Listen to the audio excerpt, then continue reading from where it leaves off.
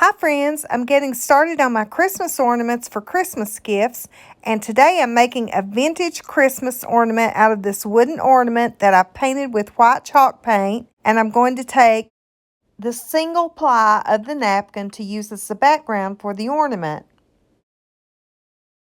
Like I said, I've already painted it with white chalk paint, and I've already got a layer of dried Mod Podge on top of the ornaments, and I'm going to use the iron-on method with the single ply of the musical napkin. It just takes a few seconds to reactivate that Mod Podge on the ornament, and here I am taking some light grit sandpaper, and I'm just very carefully taking the edges of that napkin off of the ornament and smoothing it out and cleaning it up a little. And here's what it looks like once you get all of the edges cleaned up a little, and this is going to be the background of our ornament.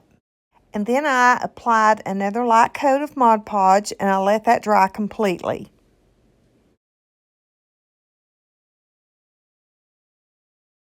Then I applied this really pretty vintage rub-on transfer of a little girl singing out of a Christmas hymn book. It's so pretty.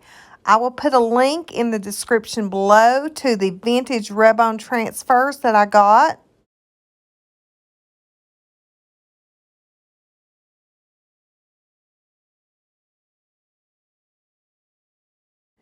These rub-on transfers are so easy to apply. You just take a popsicle stick or an old credit card and just burnish it onto your ornament. Easy peasy.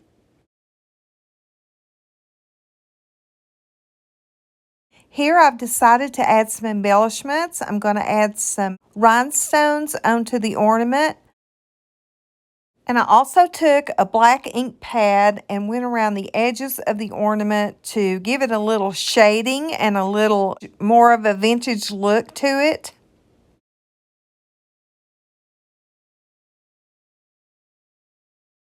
It really is better to use distressing wax on this, but I didn't have any of that. I need to get me some because this ink sometimes smears and you have to be very careful with it. But as long as you're careful with it, it works very well, and it gives it a really nice antique look and a vintage look to it. Now, if you don't use distressing wax and you use the ink like I did, make sure it's dry and then use a spray sealant to go over the ornament. Don't use Mod Podge if you use ink, because if you use Mod Podge, it will smear the ink even after it's dried. So use some type of a spray sealant on it. Then I added some gold onto the ornament cap, and now I'm adding some jute twine for the hanger, and I've got a little red bow here with some gold trim on it, and I'm going to hot glue that onto the top.